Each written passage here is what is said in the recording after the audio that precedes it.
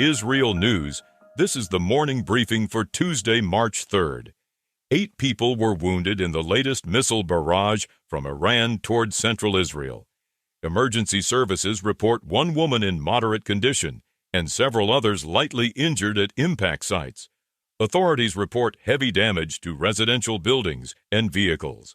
This comes as Iran continues missile launches into Israel on the 4th day of fighting.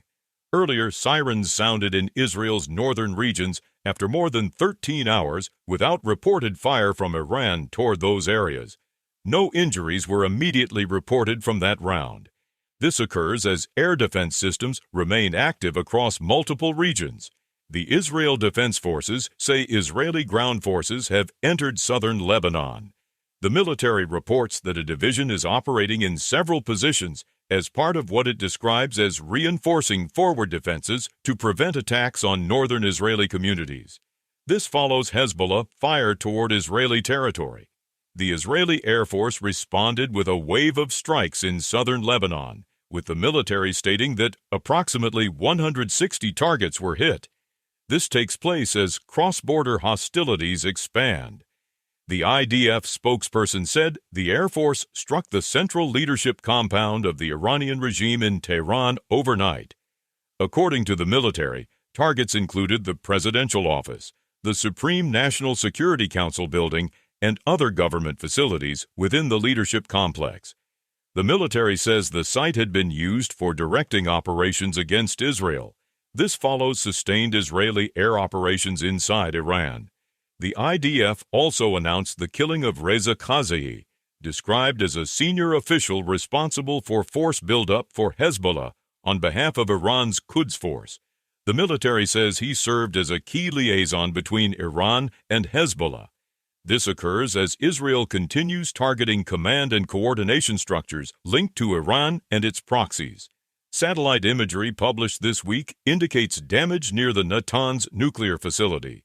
The images appear to show impacts near entrances to the underground enrichment complex and damage to vehicle access points.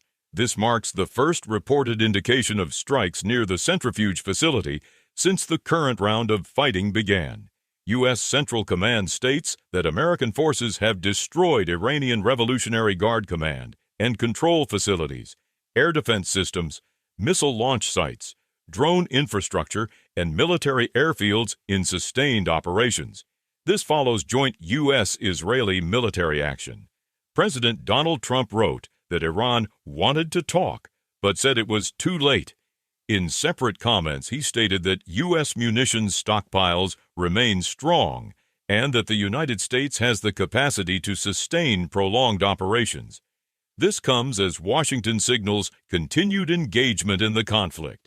A Wall Street Journal report states that air defense ammunition in some Gulf states may soon be depleted if Iranian attacks continue at the current pace.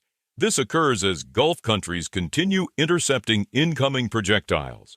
U.S. Envoy Steve Witkoff told Fox News that nuclear negotiations collapsed after Iran asserted it could produce multiple nuclear weapons. According to reporting by NBC, talks in Geneva broke down shortly before the strikes began. This follows diplomatic efforts that preceded the current military escalation. Those are the latest headlines from IsReal News.